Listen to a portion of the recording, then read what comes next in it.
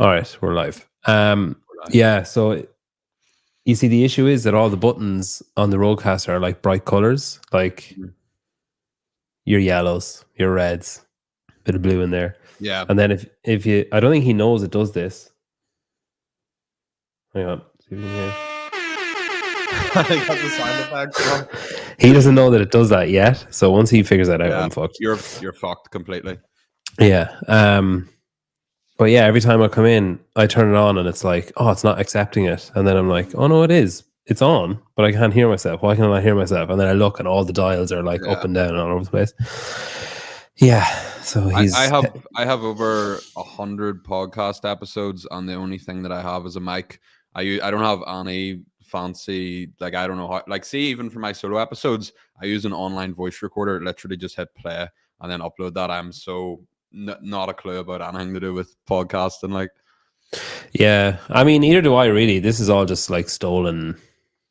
The gear isn't stolen, as in the ideas are stolen. I haven't stolen any of this stuff, but like I see other people, like one of the guys in America that I like, he's an industry leader in like CrossFit kind of podcasts and media and stuff. So he had one, and I was like, why does he have that? Like, there must be something good about it. So then I got one. yeah, that's why I got the Shure mic. Like, everyone just seems to have them. Yeah, that's what I have as well. Same reason he had it. I was like, oh, there must be a reason he had it.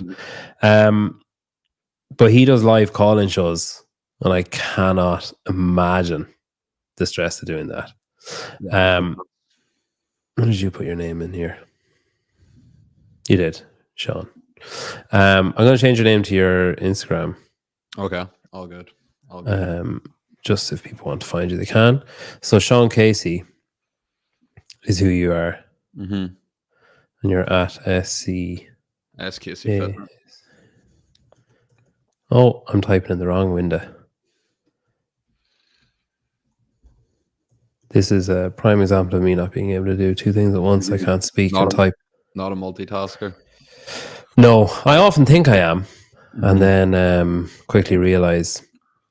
I remember seeing your Instagram page. Now I'm losing confidence on when it was, but I remember seeing like one of your reels or something. And I always watch Instagram with no sound on. So I was watching it, and then I was like, who is this guy? And I clicked in, and I was like, oh shit, he has an Irish accent. I wasn't expecting that. And then I saw the name. But like, I vaguely remember, maybe I'm wrong, but your Instagram page had like 70,000 followers or something. Yeah, not too long ago. Not too long ago. Yeah, like I think like 8 months ago, or like, well, it didn't.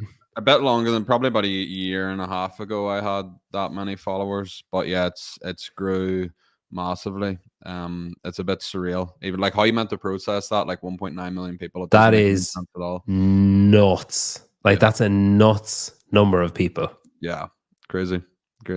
Makes no sense, but I'm just I'm going with the flow. Like, I started the page just under 4 years ago, so it was during lockdown, and I literally just posted a video about weight loss, shared it to YouTube for like my friends on Facebook, and they were all sharing it, and I thought that was class. And then from there, my friend was posting on TikTok at the time, and he was like, "Oh, you should post on TikTok." I was like, "No chance. That's literally for kids. I'm not posting there." And then he made me post there. I started posting there, and then things blew up from there, transferred over to Instagram. And it just went a bit crazy. Like, but it's even, I don't fucking, like, I don't know. It's just weird, like, isn't it?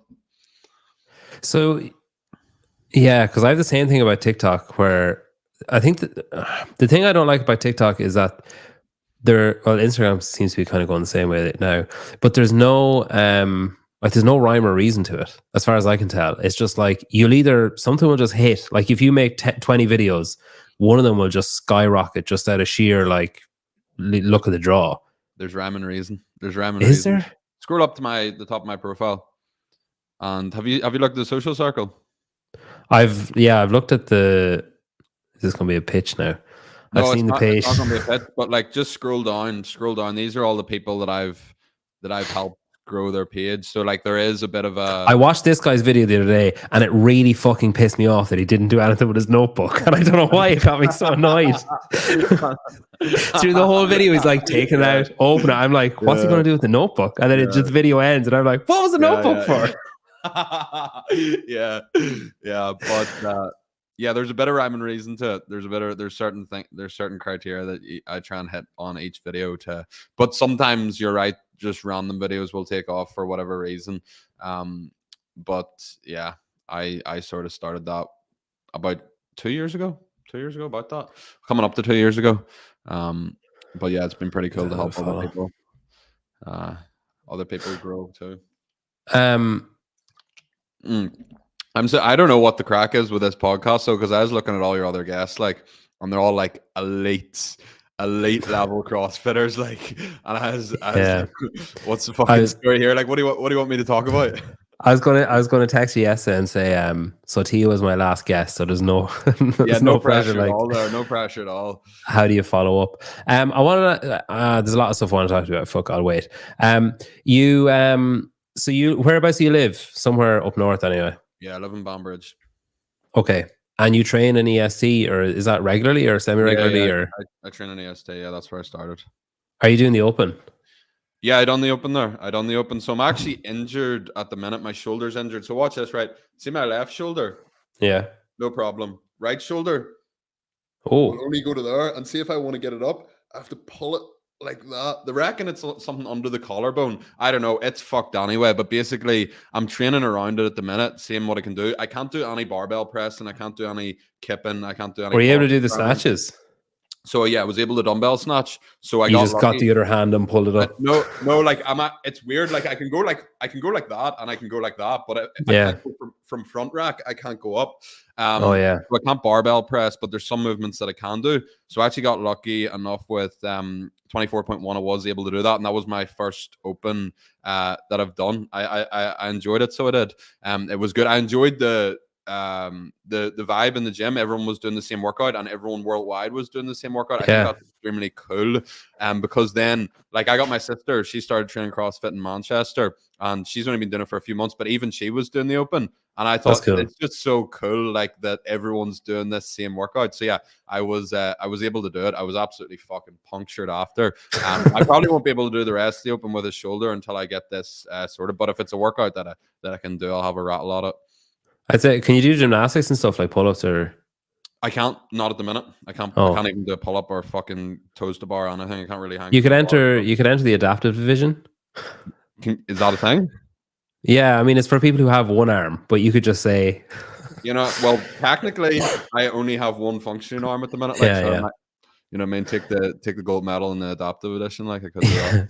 I don't know. There's some freakishly good people in there. Where did your sister train? Do you know the name of the gym she trains at in Manchester? I don't even know. She's in Manchester. I honestly couldn't tell you the name of the gym. And how long ago did you start? If this is your first open, then how long ago? Look at this shit that I have to fucking put up with. Nothing elite about this show, Sean. You'll be fine. Thanks. How did you find it, or how long ago did you start? So I started. It was probably about October 22. So I was going to Australia at the start of 2023, and I wanted to get into CrossFit. Not like I did like the idea of CrossFit, but I more so like the idea of if I can go to Australia and I know how to do CrossFit, I can walk into a gym and meet people. So I started around then. I done one-on-one with Mickey Smith. He took me in at the start. I didn't go to any classes or something. I just done one-on-one with him for a few months, and he taught me sort of the basics. And then went to Australia. I was in Australia for a few months, done it there, and then I just really, really fucking enjoyed it. Like I was always just the weight, like lift weights and just lift weights and walk. Why would you do anything else? Why would you do high intensity interval training? I used to make like social media posts, like hate posts against burpees, like being like don't do burpees. Anyone that tells you to do them is stupid. So I didn't like, my whole perception of it's changed since I started doing it, because it's just it's I can't go into the gym now and just like lift weights. I find it extremely boring. So I started just over a year ago, about a year and a few months, and it's been extremely fun. But I just hate the fact that my shoulder doesn't work at the minute. That's quite frustrating. But that's partly my fault. Like, I think that CrossFit gets a bad rep for injuries. I think it's not too bad for injury. It's bad for injuries when your ego takes over. And I have a lot of strict strength. So one of the ways that I actually banjaxed my shoulder was in a competition. I was doing like a shouldered overhead, a split jerk, and I got it halfway up. And it was on the way down, and she like basically no wrapped me, and I goes, I'm not done yet, and I started strict pressing the rest up. I have a video of it I can show you after. I strict pressed the rest up on my tippy toes, and I fucked my shoulder because of that. But yeah, as a whole, I'm really enjoying it. I didn't think that I would enjoy it as much as I have, but I can see how people get addicted to it. Where did you go in Australia? So I started off in Melbourne. I done a month in Melbourne, and then I done 2 months in Sydney. I was up in Gold Coast for a little bit as well. Oh, cool. What gyms did you go to there? Can you remember the names of any of the gyms? So the one in Melbourne, it was like St Kilda. It was in St Kilda, but it wasn't like CrossFit affiliated. It was weird enough. Like the open was on during that, but they didn't do the open or anything. Oh. And then CrossFit Coogee was where I trained in Sydney. It was good. And was there, so you, it's funny, like you essentially used something that you were dubious about or didn't like to make friends. Like you used it for a social advantage. Oh, 100%, like no doubt about it. I never didn't like CrossFit, but I used to be like, oh, why would you do HIIT training, or why would you do like any of them exercises stupid and stuff? And then, so since then, have you, like, do you still hold on to beliefs like that, but do it anyway, or like for the social side of things? No, or are you completely? So if you look at my social media, I actually done a post the other day, like things I've changed my mind on or I've been wrong, and then talked about how my beliefs have changed with certain things. But I used to be quite like controversial on social media. I would say, I think like do like burpees are fucking stupid. Anyone that programs them, like, why would you do that and stuff? So it was quite controversial for the sake of it, without understanding sort of the nuances. And like, I was just like, why would you do that? Why would you do this form of exercise? My opinion never changed in that, in terms of exercise for weight loss. You don't have to do X for weight loss, but my opinion's changed in that there's so many more reasons to exercise beyond weight loss and beyond just changing how you look. Yeah. Would you ever do your level 1 or anything? Probably not. Not gonna lie. Probably not. I enjoy the training side of it, and I enjoy the why would I? Are you gonna sell me on it? No. I mean, well, if you want me to. No, I did it like a month ago, and I'm fucking high on it at the minute. Like, and like I would have, like, I knew plenty of the stuff, but I think there's something. It's similar to, you know, when you're training in your Globo gym or whatever, and then you go into a CrossFit gym and you're like, oh fuck, okay. It's kind of a similar feeling to that, where when you're in a room surrounded by people who all have the exact same intention as you do. Like, it's an identical intention of, I want to deeply understand what's happening here, and I want to gain a better understanding of the methodology and why, and like the different definitions and stuff. And then, so there's a big thing about that where it's just like, oh fuck, okay, like there's a different kind of energy here than there is in a gym, say. And then you learn a lot, like a lot of kind of cool stuff that I suppose I had heard and kind of half knew and stuff, but like it's the only fitness methodology that defines what fitness is, and it's the only, you know, like there's loads of stuff like that, and it gives you the information or whatever, and it at no point does it like shit on anything else, which is ironic considering how many shit on CrossFit, like, but at no point do they say, you know, oh well, Orange Theory is bullshit because blah blah blah. Like, they never turn their focus towards that else. They just talk about themselves, which is really cool as well. Like, it is an investment because it's not cheap. Like, it's whatever, 1,200 quid or whatever. But I think what I got out of it, I knew I'd get something out of it. I knew I'd enjoy it, and I knew I'd get something out of it, but it blew my expectations out of the water when I did it. And now I'm like, all right, now I really want to like coach, and I really want to do a level 2, and I really want to like keep going. It is very good. There's definitely shit in it that you're going to hate. Like, from looking at your Instagram, there's definitely like the nutrition section. You might as well just say, hey, I'm going to go and grab my lunch. What do they talk about on the nutrition section? Like, They talk a lot about like inflammation and stuff, and about like say processed food. Like their whole thing is you avoid, or our whole thing, I suppose, you avoid the internal aisles of like a shopping center, a shop, like a supermarket. You stay in the external aisles because that's where the fresh produce tends to be, the fruit, the veg, like that kind of stuff, the lower processed stuff, and the longer lasting life stuff, shelf life stuff that has more additives, more sugar, more whatever, tends to be in the center aisles, like your biscuit aisles, your, whatever.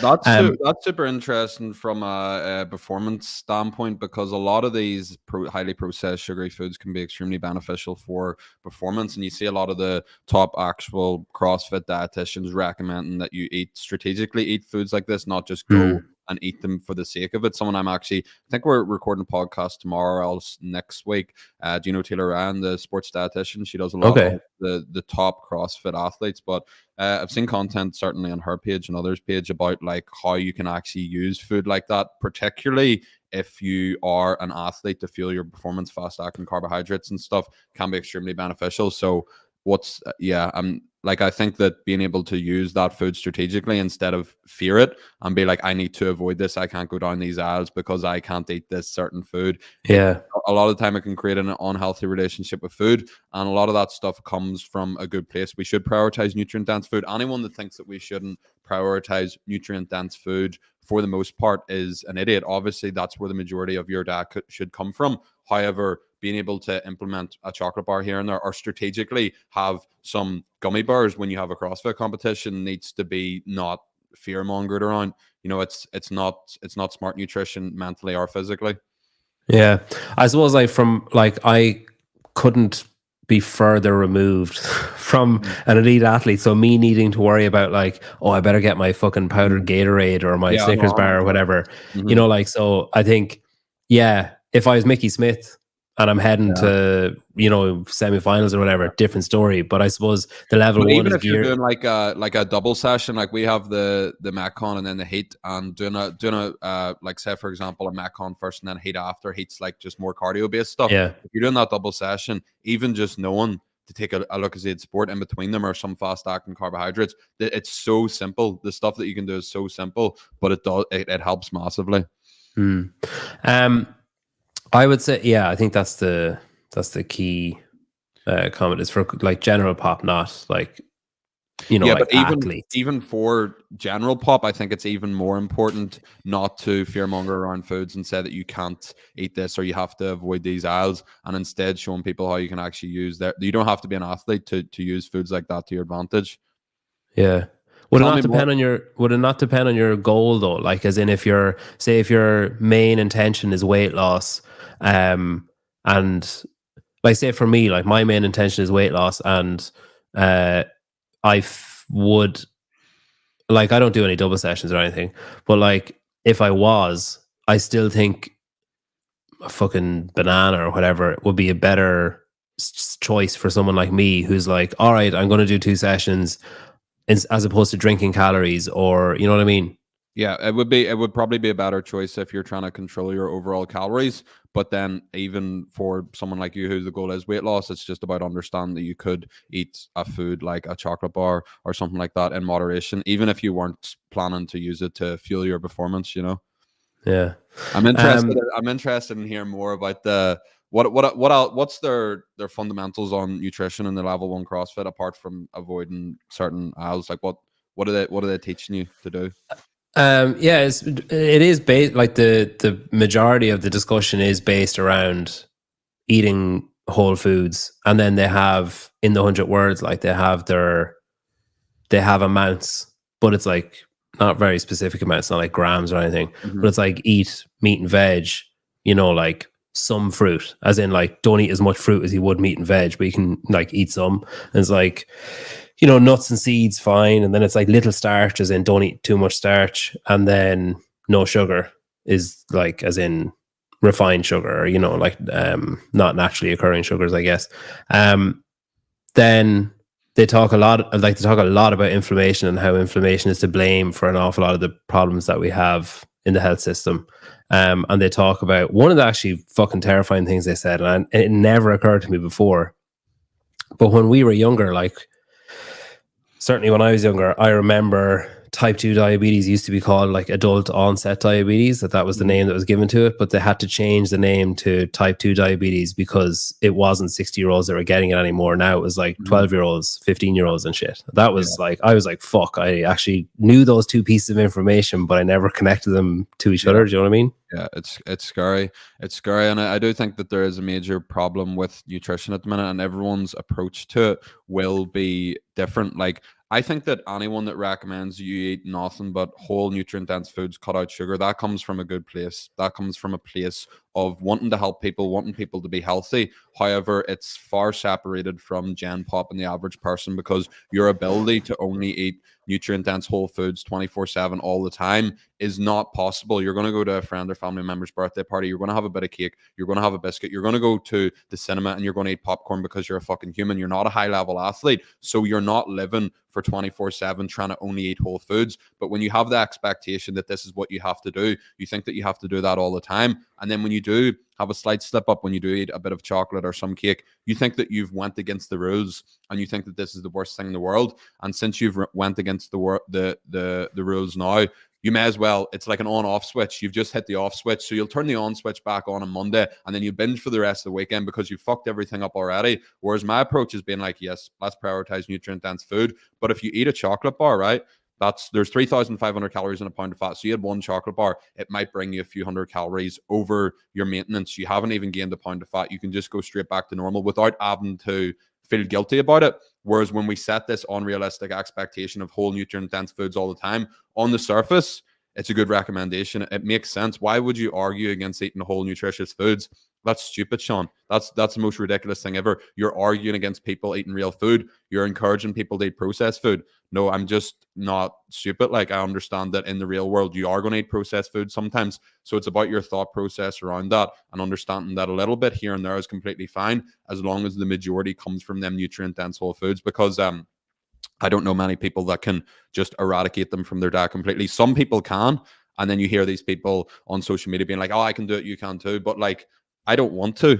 You know what I mean? I don't want to. I want to have a chocolate bar the odd time, some crisp, some cake, that because I'm a human and I enjoy that food. But for the most part, I prioritize the nutrient dense stuff. So I think that, as I said, I think that the recommendations for whole nutrient dense food come from a good place, 100% come from the good place. And I think that people that make content, even though some of it is a bit extreme, just telling people to only eat whole nutrient dense food comes from a good place. They want to help people, 100% they want to help people. But I just don't think for the average person it's realistic, and often it leads to guilt and the opposite effect of binging and stuff like that. Yeah, I do accept what you're saying. I think it's funny because I actually wanted to talk to you about this as well, because you're talking about like moderation and stuff. And you mentioned earlier on about the like people's relationships with food. Like, I have a shit relationship with food, like really bad. You have, or you had? Have. It's not as bad as it was, but it's still bad.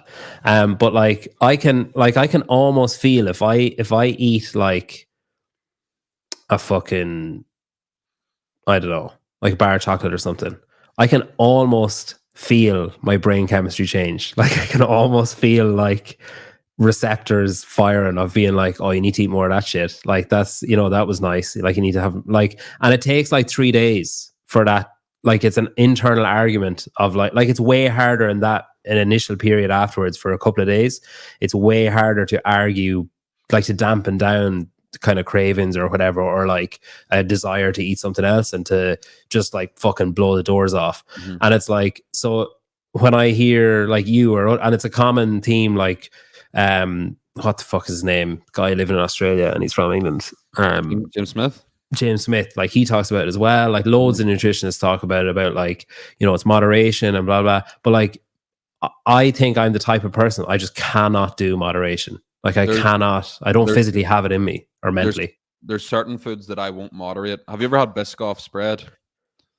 Yeah, I didn't actually like that, but yeah. You didn't like it, but for me, that's trigger food. That's a food that I can't eat in moderation. So I completely accept that there is some foods that just shouldn't be, like, I'm not going to buy Biscoff spread. I'm not going to have it in the house. It's too nice for me, so I won't eat that in moderation. However, for something like a chocolate bar, if you're craving chocolate, a technique that I often like to get people to use is, instead of just eating the chocolate bar where you're getting no nutrients, it's not really going to fill you up, and then you're just craving more, use something like food pairing. Chocolate, you have a bit of dark chocolate, some Greek yogurt, some berries, honey, you're getting protein, you're getting nutrients, but you're still getting that bit of a craving. I find that that's really beneficial for a lot of people. But there is some, like, there is no one universal strategy that will work for everyone, and this is what I'm really passionate about. There's some people that will completely eradicate crisps, sweets, chocolate, cut them out completely, and they'll stick to that, no problem at all. They'll be able to stick to that in the long term, and that's good for them. But there's other people that will include it in moderation. Like, do you eat crisps, sweets, chocolate? Do you find yourself giving in to the pressure, eating that, feeling guilty about it, and then restricting, only eating clean foods, and then maybe eating it again the week later, and then going on off? Or are you someone that literally only eats fruit, veg, meat, and never eats any chocolate? Like, where do you fall? I'd say there was probably a period of time for, I don't know, like 8 years where I just ate like a fucking dickhead. And then started undoing the damage from that. And then there was a prolonged period of about maybe 10 years where I did what you're talking about there, where I'd eat like, 5, maybe even 6 days a week, like perfectly. And then be like, all right, fuck it, like on Sunday or Saturday or whatever. And just like tailspin. And then, like you're saying, on Monday, be like, all right, like, fuck, I'm not doing that again until the next weekend. And then more recently, one of my friends in America was like, he only more or less like only eats like meat and fruit. Like that's basically all he eats. And I was like, oh, I'll try that just out of like curiosity. But I was never really that big of a fruit person, or like I don't really think I was that big of a meat person either. Sounds like the perfect dad for you. Well, it was because I avoided all the foods that I'd traditionally overeat, like not eating porridge, like oats or whatever. If it's just gone, it's like so easy not to. You still do that? Yeah, like more like I've definitely, since doing the level 1 now, I've added in a lot more veg and stuff. Like I've added in a lot more like green veg and what. Like he's like, I sent him a picture one day of I had like, it was like basically like chicken, some grapes, like shit like that, and then there was like lettuce, and he goes, "What's the roughage?" What's all he replied. And I was just like, "All right, I assume you can't eat lettuce then." But like, yeah, I just don't. I don't know. Is it willpower? I don't know. Is it years of like wiring my brain to be a certain way, and it's just it would require fucking therapy or something to undo it. I don't know. But it's easier for me to just say, all right, don't have that. Don't have it like in the house. Don't like go near the middle aisles. Like stay, like don't eat cereal because that's like, I just know I'll overeat it. Don't eat like biscuits, chocolate, whatever, because I just know I'll overeat it. I just don't. And I like, it's definitely partially is willpower, and it definitely probably doesn't help being so restrictive, but the alternative is just, it's so fucking easy to let a day, then a week, then 2 weeks, then 3 weeks pass by and be like, fuck, I've undone like the 3 weeks prior to that or longer or whatever. Do you know what I mean? Yeah, but I feel like you're getting these experiences of 2-3 weeks passing by because you are so restrictive for when you are dieting, whereas there's no denying the fact that these foods are easy to overeat on. But to combat that, what I would do is only buy them in quantities that you can actually eat and fit them in with your calories. So instead of buying multi-pack, you're just buying a single bar. You're fitting it in maybe at the weekend or each night. You could have like a small amount. But again, as I'm saying, it's quite nuanced because different things work for different people. But like you need to look at not your diet over the course of like 2 or 3 months. You need to look at your diet over the course of a year and be like, have I consistently been able to stick to the same diet for a year? If you've consistently been able to stick to the same diet for a year and you got results with that, then I'm a fan of anyone doing that. And different things will work for different people. Some people like fasting, some people like eating breakfast, some people like literally only eating meat and like testicles and shit like that. And if that's what you're into, like, fair enough. Like if that's what you can stick to, and if that's what you feel good doing, then that's fair. But my whole thing is, I will never associate with one diet or one way of eating. I will give recommendations. Like, sure, I think that you should maybe follow something like the 80-20, prioritize nutrient-dense food. But I will never say that my approach or my method is the best, because there's no such thing as the best method. There's principles that we have to stick to lose fat and build muscle. but everyone's going to be suited to different methods. So I'm not a fan of anything that tells you that you have to eat a certain way. For example, there's some people in my academy that track their calories. There's other people that don't. There's some people that maybe do intermittent fast and others that don't. Some, like, everyone's different, and what works for one person won't work for the next. But I'm a principle sort of guy. Instead of saying this is what everyone should be doing, no one should eat processed foods, everyone should eat like this. No, like, no, it's like some people work really well on a lower fat diet, some people work really well on a lower carb diet, but then you'll have the low carb people saying that theirs are the best, low fat people saying that theirs are the best. I think that what we need to begin to understand is there is no best. It's about finding what works for you as a person, and that's going to look different for everyone. So my approach is never this is how you eat and you can't eat like that. My approach is, how are you eating and is it working for you? If it's working for you, cool, let's keep doing that. If it's not working for you, that's maybe look at why it's not working. For example, if it is a case of every month or so you're ended up binging or going off track for multiple weeks at a time, let's try and maybe alter your diet for something that doesn't feel like you need to go off track from or do differently. But that looks different for absolutely everyone. I think that there's an issue on social media at the minute with people only eating clean foods because they're really into health and fitness and nutrition. And then they come online and say that everyone should eat like them, where in actual fact, most normal people just aren't going to be able to eat like that or won't enjoy eating like that. So again, like, my opinion on diets and certain ways of eating is never you should or you shouldn't do that. My opinion is, how is that working for you? And if it is working for you, cool. But if it's not working for you, let's look at what you could do differently.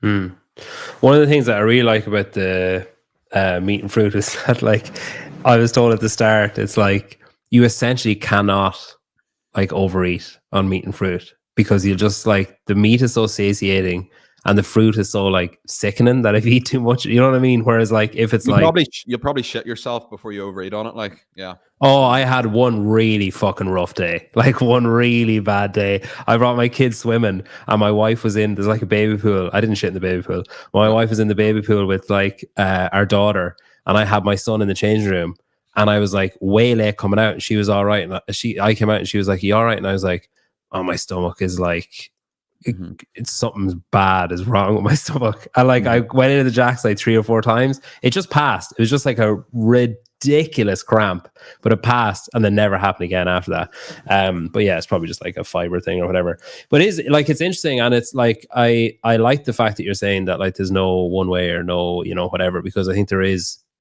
that kind of extremist it's just thing is prevalent online of, like, this worked for me, so it has to work for you, like, basically. It doesn't make any sense at all to be able to say, here's my diet, everyone should eat the same way as me, because there's a million and one different diets that you could follow and that will work. Like, the thing is, people say this works or that works, or no, this works better. Everything fucking works. Every way of eating works. Like, if we're talking about for weight loss, every way of eating works for weight loss, as long as it controls the amount of calories that you're eating. It's not to do with your insulin. It's not to do with fasting, anything like that. It's to do with controlling your calories. And once you understand that, you can find a way of eating that works for you. But the most important thing is people that find a diet that they can follow that enables them to get their nutrients and control their calories. And for some people, that is meat and fish. Personally speaking, I would like to see a bit more veg and stuff like that in there, a bit more complex carbohydrates for slower release energy. But again, it's what works for the individual. But there's not an argument to have about this. There's never an argument to have about this, in that you're going to get me saying you might get me saying that's stupid for the individual, but you're never going to get me saying that's right or that's wrong, because it's not right. I think what we need to collectively understand, it's not right or wrong.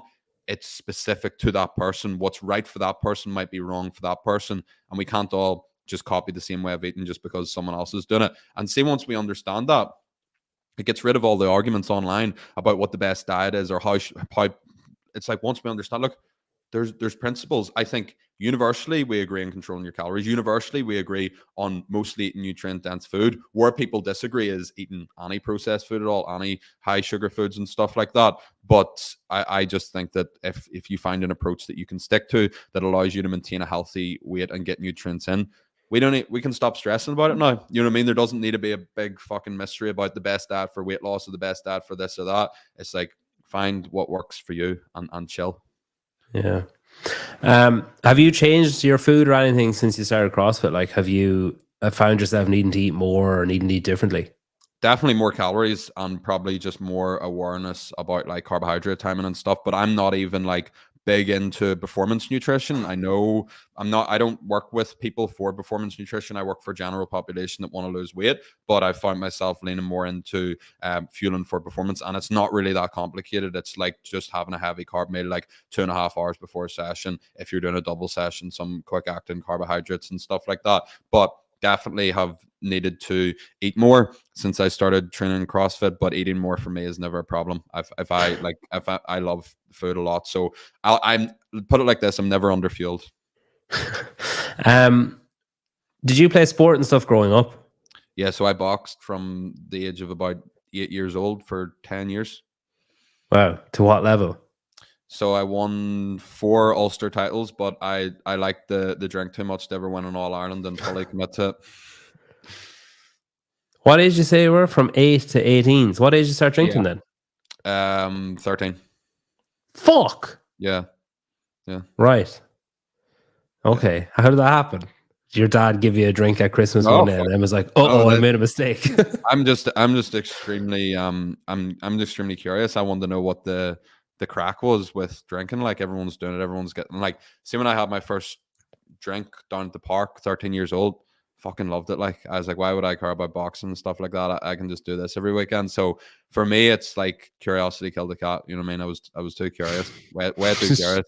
I wanted to know. Curiosity got the cat hammered. Who gave you your first drink then? Was it like a group of similar age people or boxing or what? A group of underage people, like we just were down at the local play park in bad company. You'd always find someone to go in and get a car. But I drank, smoked, took drugs, everything from quite a young age. Got that all out of my system, luckily.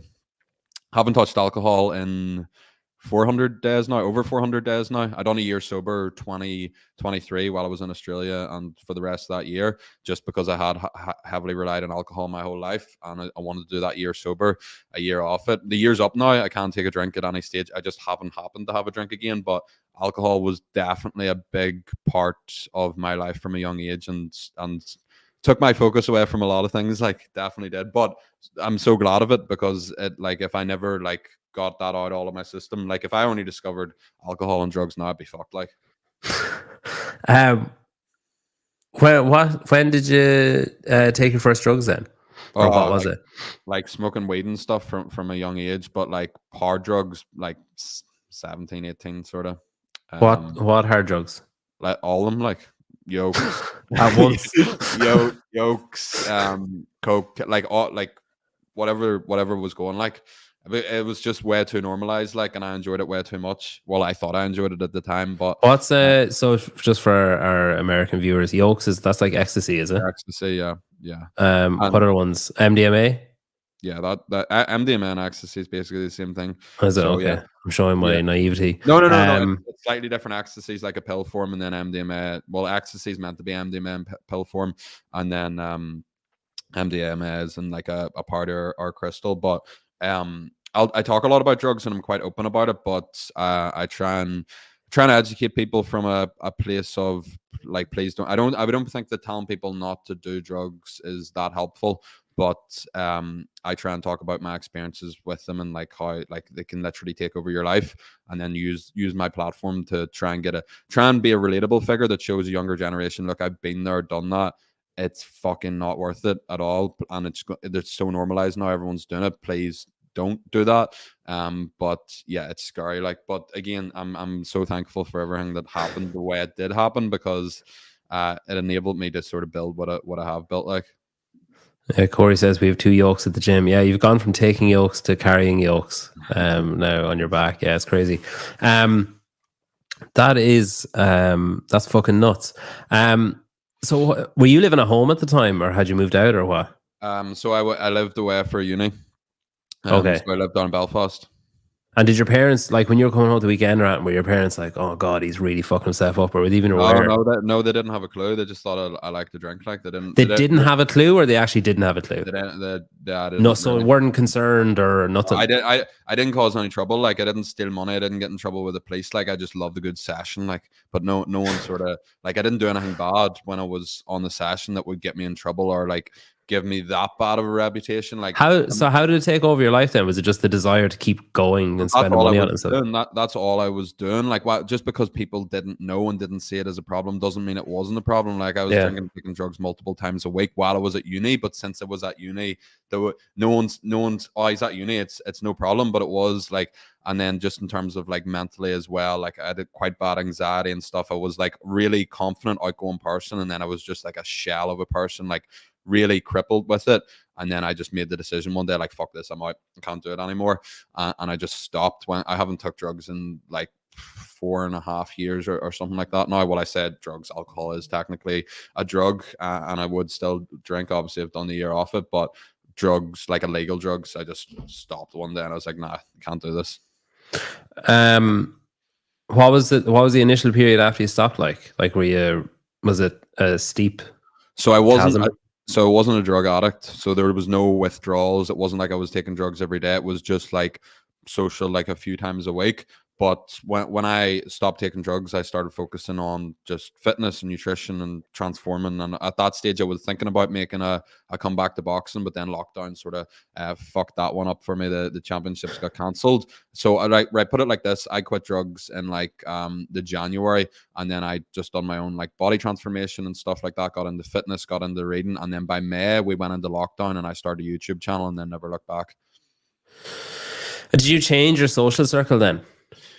So the way that I'll put it is all of my friends that I drank and took drugs with that were truly my friends are still my friends, but I just don't spend time with them anymore because you just spend time with them till like 6 p.m.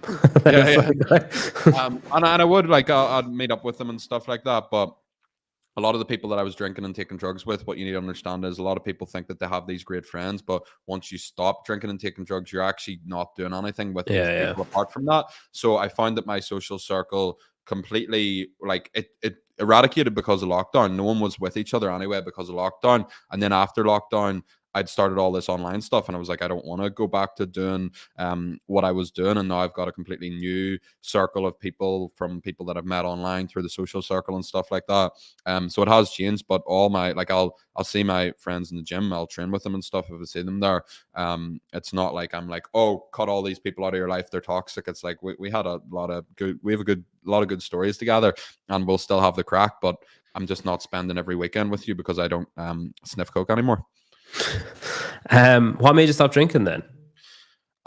So even though I stopped taking drugs, I was still drinking. I would still go out and drink occasionally. But I found that since I stopped taking drugs, I would drink. I think I was drinking to the point where I was trying to like I was do the job of both. I was like, oh, I'm just going to keep drinking here because I've not got that hit yet. And I was like, for the past few years, since I stopped taking drugs, 80 or 90% of the time that I drank, I blacked out completely. And I was just like, fuck, this is not much fun. I'm blacking out every time I drink here. So it's probably not a great idea to continue to drink. So look, this is a bit of an experiment, and I don't claim to be an expert on anything like this. I'm not an alcoholic, or at least like there's a bit of controversy about that online, but I've spoke to a lot of people that done a year or more off the drink that were having issues with it if they were like blacking out and stuff. Again, I wasn't drinking on a regular basis when I did drink.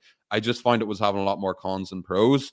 So I've done the year off it, and I'd like to think that if I go back to drink, I can go out now without having a drink. I can go on nights out and stuff. So if I go out now and I can have a few drinks and use that as like a bit of a social lubricant, and I can have benefits in that way, I'll do that. But if I ever find myself blackout drunk again, I'll completely cut it out and never drink again. I've promised that already. Yeah, if you wake up on a barge to New York or something. Yeah, fuck, it'd be a pretty good story, but I'd have to cut it out after that. Yeah, I haven't drank in, I think it'll be like 5 years now in a couple of months. Why'd you go off it? I just kind of like got to this point where I was just like, I don't fucking get this. Like, I don't understand why I'm like, there's better ways to spend 100 quid or 200 quid or whatever. Was my first thought. And then I had a similar scenario. I was at a wedding and I didn't do anything bad.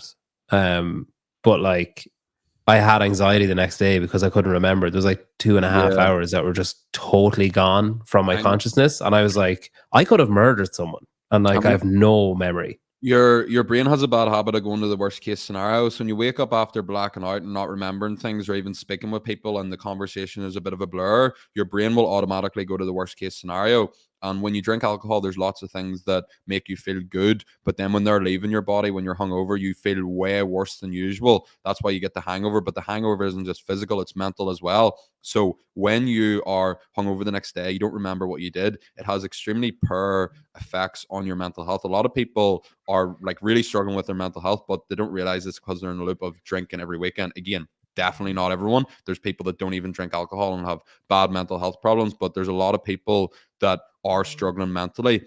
But a large part of that is due to their drinking and their anxiety the day after they drink. So yeah, it's super interesting. But it's such a normalized part of culture. It's almost like the given that like it's the only drug that if you don't do it, people think that you have a problem. Yeah. Which is a bit scary. But again, as I said, like I'm fond of it. I drink like the odd time, but I'll see what the crack is. Over summer, like I've been on the grind here for the past few months. I haven't even had time to drink, but over summer, I'll probably have a few drinks, and we can do an updated podcast after. I'll let you know how I get on. Dude, text me when you're drunk and I'll send you a link. Here, yeah, I'll hop on. Yeah, Yeah, the worst, whatever anxiety you've ever had, it'd be the yeah. worst the next day. Oh, It'd be like, fuck, oh, like you just see the link clicked on. So your nose the grindstone there, as you're saying. So this the Glean app Mm-hmm. is that's launching in like April. April 2nd, yeah, April 2nd. So tell me about that. What's the Glean app about? It's basically, so I've had my group coaching for a few years now, but the group coaching is run on another platform, whereas Glean App is a platform There we that go. I'm building myself from the ground up. So we have been building the app for the past year, about 10 months. And it's basically everything for training, nutrition, mindset, and a community of people all in one place. Teamed up with my friend Evan to do it. So Evan's someone that actually started as a client of mine. He came to me. He was one of the first people that I took on for like business/social media coaching. He's Evans from Galway, and I helped him grow his socials. I helped him build his business. We hosted a lot of That's our him, yeah. that's him there. We host a lot of our group calls together, and we're very aligned on everything to do with fitness and nutrition. And the online game is quite lonely. Everything that you're doing it by yourself. So I really wanted to team up with someone and have like a partnership. So me and Evan's doing this together. We actually have the app up and running now from since January. We've been testing it with our existing members, but then April is the public launch. So it's basically everything that I post about to do with training and nutrition put in an app. It's targeted at general population, people that want to lose fat, build muscle, and improve their relationship with food. But it's extremely cool to be in a position where I could build this app from the ground up, because obviously they cost a lot of money, they take up a lot of time. But I thought it's something that I wanted to do. I wanted to have my own app. And did you do it yourself, or you were just heavily involved with the process of doing it? Like, are you able to I do know it? No. nothing about app development. So we have a team of app developers out in Australia that are building the app for us, but we just tell them exactly what we want it to be, and then they figure out how to do it.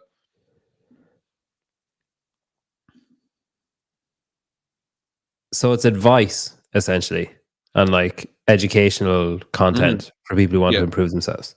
basically. But as well as the advice, they'll get a full specific plan. So they'll get a workout plan, they'll get a nutrition plan, they'll have access to all my recipes, there'll be weekly calls. If they go with the one-on-one option, they'll get access to a coach, they'll have weekly check-ins. So it's a coaching service. So there's either group Yeah. coaching or else there's the one-on-one coaching. Have you noticed that your £10,000 prize money? What's that for?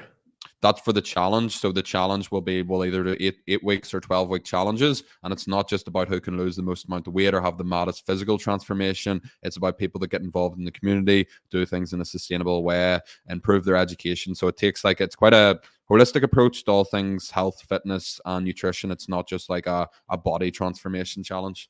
And it's global too. I see here this J We've got Johnson. a pretty big following in the US. I've got probably close to 1 million followers from USA between like Facebook and Instagram. So a lot of people will be joining from the US.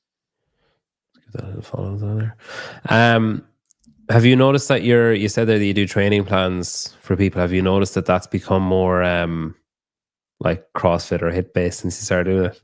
So no, I like there's a lot of my members in the academy actually end up starting CrossFit, but I won't actually program CrossFit because I don't know enough about programming CrossFit to do it. And a lot of people are at square one. There's a lot of people that aren't even doing a workout plan, and a lot of people are just learning the basics. So especially for something that's online, I'm not going to program someone a CrossFit workout. I prefer to program them simple resistance training exercise, resistance training program. But then of course we talk about how it's great to if you can get involved in a class, if you want to go to a CrossFit class that has good coaching, or if you want to go to a spin class, literally any class or anything that has a community, we push people heavily towards that. But the workouts that we program are resistance training programs.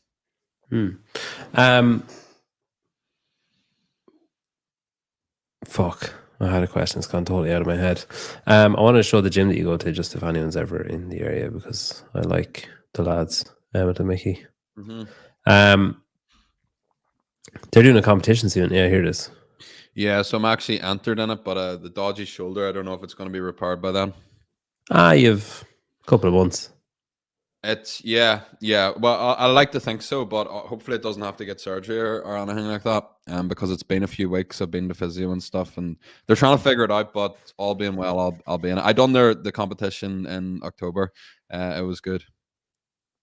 You should go to Mark Goff in Dublin, physio. He's fucking unbelievable. He works at like Olympians and shit, but he's crazy good. I'll send you his profile after this, but he's a fucking wizard.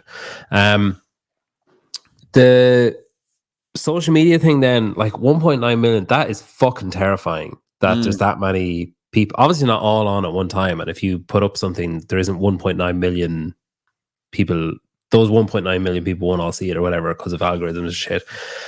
But I remember someone told me, I think it was Hiller, said that like if you're ever disappointed in a video on how it's doing or whatever, he was like, just imagine those people sitting in a stadium. And quite quickly you're like, fuck, that's actually mad. Like when you think of like 3,000 people or 10,000 people or whatever, 1.9 million people is fucking extraordinary.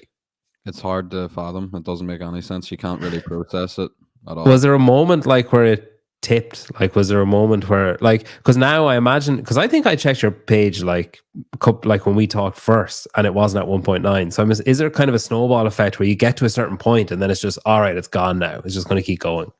For me, yeah, but for most people, no. Most people will like blow up and then they'll stagnate and then they'll stall out. And I probably will stall out at some stage, but I've adapted and I've continued to grow. But there was a week on TikTok where I gained like 800,000 followers in a week.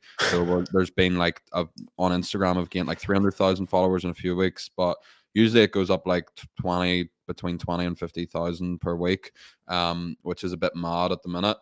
But how do you process that? I don't know. But especially when you consider there's probably people leaving as well. Like there's probably like. Right, I'll tell you my exact analytics now about how many people have followed and unfollowed in the past, like say 90 days.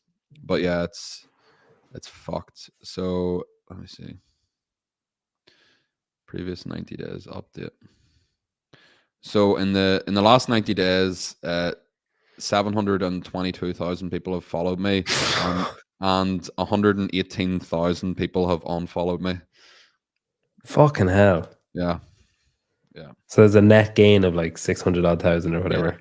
Yeah. There's a net gain, so that's the main thing. But this is going to show my this is going to show my noobness to this. How do I do that? So if you go on to your I think I have it, do I? Profile, and then the top right, and then you hit insights, the 3 lines in the top right, insights, and then total followers. Oh my god, it's so shit. It's your page definitely isn't shit. It's shit when you're comparing it to me, but most people would kill to have, what do you got, like near 20k? No, like 11. No, but my god, I read fucking hell, I thought it was, I don't know.